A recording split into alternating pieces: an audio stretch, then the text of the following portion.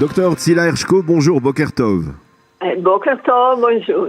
Merci d'être avec nous ce matin. Je rappelle que vous êtes chercheuse à l'Institut, chercheuse émérite à l'Institut au centre Begin Sada de l'Université de Bar-Ilan et que vous êtes experte dans les relations entre la France et Israël. Et nous vous avons sollicité ce matin pour parler de cette visite du président israélien Reuven Rivlin qui débute ce matin à Paris, une visite officielle qui intervient au moment précisément de la date du 70e anniversaire de l'instauration des relations diplomatiques entre la France et Israël. Alors, nous allons faire un petit peu revenir en arrière, faire un petit peu d'historique. Et la première question que je voudrais vous poser, c'est pourquoi, eh bien, finalement, alors que les États-Unis ont immédiatement reconnu l'existence de l'État d'Israël après la proclamation de David Ben Gurion en mai 48, pourquoi la France a attendu tout de même plusieurs mois, c'est-à-dire de mai 48 jusqu'à ce 24 janvier, si je ne me trompe pas, le 24 janvier 1949. Pourquoi une telle attente? 24, ouais. Le 24, ouais. Voilà. Alors pourquoi tant de temps? Ok, le Quai d'Orsay a évoqué des arguments juridiques selon lesquels le droit international n'exige pas qu'un État souverain reconnaisse un nouvel État. En plus, les diplomates français ont souligné qu'Israël n'avait toujours pas des frontières définitives. Oui. Et à cause de la guerre, ils ont ajouté que la non-reconnaissance ne signifiait pas que l'État n'existait pas, que les consulats entretenaient déjà des relations diplomatiques avec des représentants des autorités israéliennes et que les représentants israéliens à Paris, Maurice Fischer à l'époque, jouissaient d'un statut diplomatique presque complet. On avait d'autres considérations. Les pays arabes et les ambassadeurs français dans les pays arabes ont fait des pressions pour que la France ne reconnaisse pas Israël, évoquant des conséquences négatives pour les intérêts de la France. Et le Quai d'Orsay évoquait aussi le souhait de ne pas reconnaître Israël avant que la Grande-Bretagne.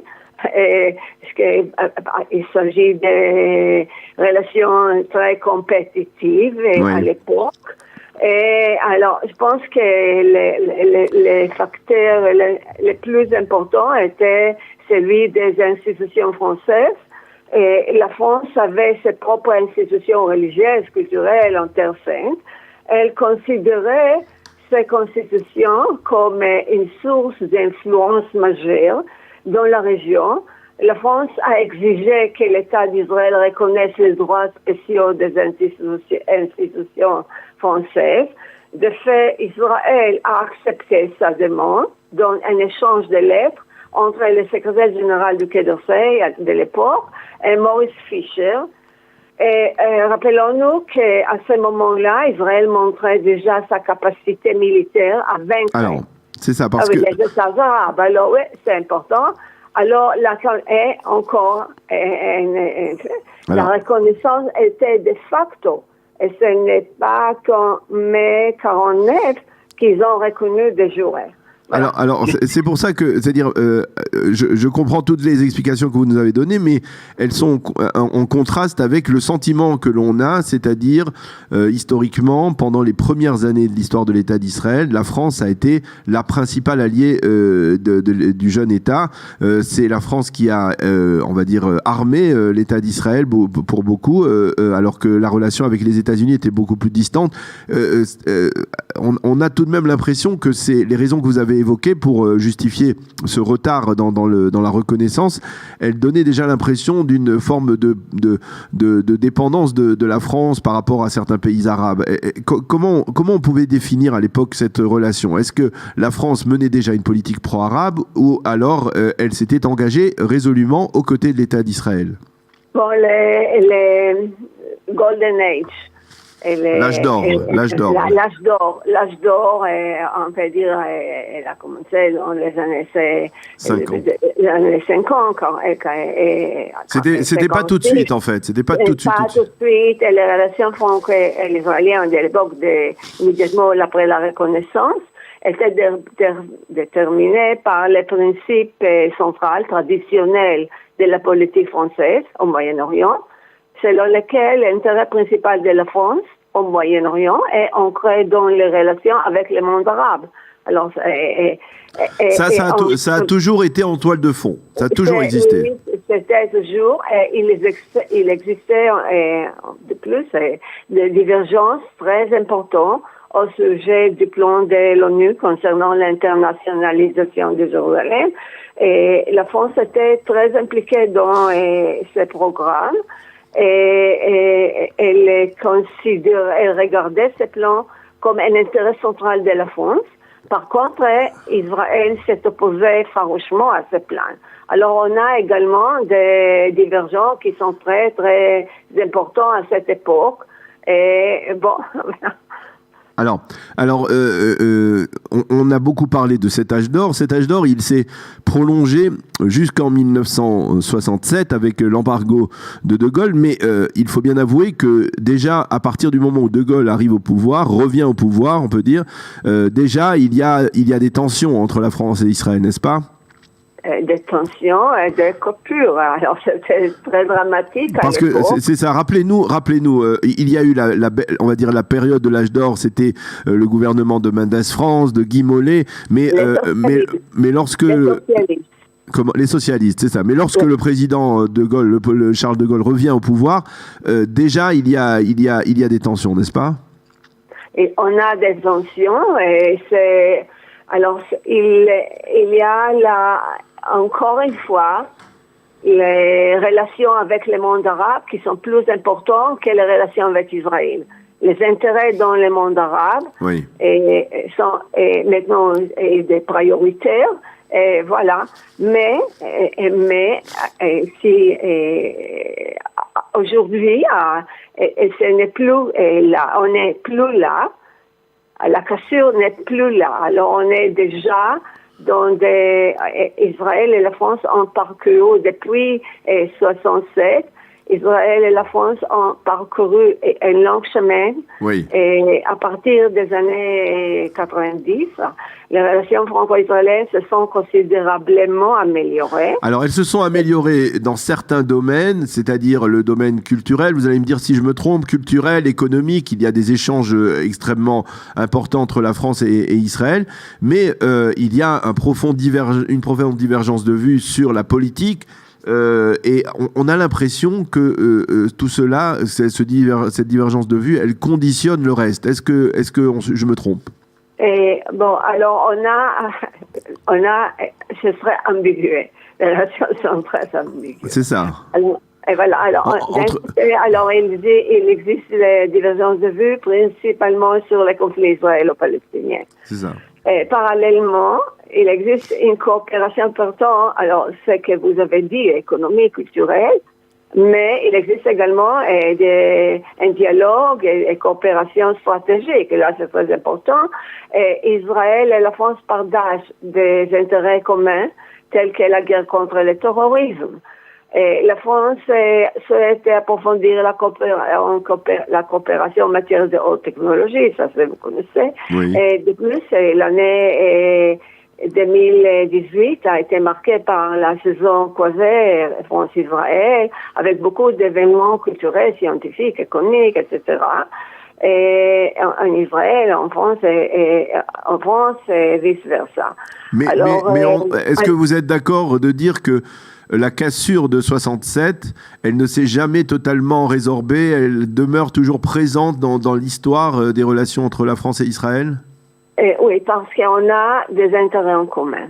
Alors, l'intérêt principal de De Gaulle était de promouvoir les relations avec le monde arabe, parce que alors là déjà, il y avait les coupures avec l'Afrique du Nord, etc. Et ça était un des principaux intérêts de la France pour la coopération avec Israël. Maintenant, il a renouvelé la politique traditionnelle de la France.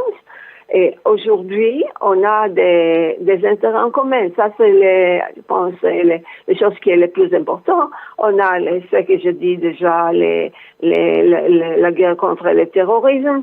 On a également sur l'Iran, tous les projets balistiques. Alors, ça, c'est une chose, les intérêts en commun. les intérêts stratégiques en commun et amène au dialogue stratégique qui existe chaque année. Alors, je le disais tout à l'heure, on discute ce matin ensemble à l'occasion de la visite du président Rivlin en Israël, une visite officielle. Mais on ne peut pas s'empêcher de poser la question parce que justement il y a toujours cette ambiguïté dont vous parliez. Pourquoi finalement Emmanuel Macron, qui était déjà venu en Israël et qui avait lors de sa visite, alors qu'il était ministre du budget en 2015, voilà, il était tout impressionné par l'innovation, le département de l'innovation, et il avait il s'en était inspiré aussi dans sa campagne présidentielle. Est-ce que pourquoi jusqu'à ce jour Emmanuel Macron n'a pas effectué de visite en Israël? Pourquoi même, par exemple, la visite d'Édouard Philippe, qui avait été annoncée dans le cadre de la saison croisée, avait été annulée? Là encore, on a le sentiment d'être un peu dans l'ambiguïté. D'un côté, des bonnes relations, mais d'un autre côté, on va dire un petit froid, on va dire. Ok, ça existe, tout le monde existe. Le président en fait a annoncé son intention de se rendre en Israël courant les 2018. Mais cette visite a été reportée par l'Élysée. Il semble que le président Macron est actuellement très préoccupé par les événements intérieurs. Oui, il a d'autres préoccupations, ça je vous l'accorde. Mais je pense, à mon avis, cette visite reste à l'ordre du jour, peut-être pour 2019. Bon. Peut-être pour 2019, oui. Ne perdons pas l'optimisme. Un dernier point, vous avez parlé d'intérêts communs en matière de lutte contre le terrorisme. Est-ce que vous pensez que les Israéliens peuvent parvenir à persuader les Français de revenir sur ce fameux accord de Vienne de 2015 avec l'Iran? Nucléaire. Oui, on a déjà des trous parce que avec les Iraniens, ils continuent avec les plans des missiles balistiques.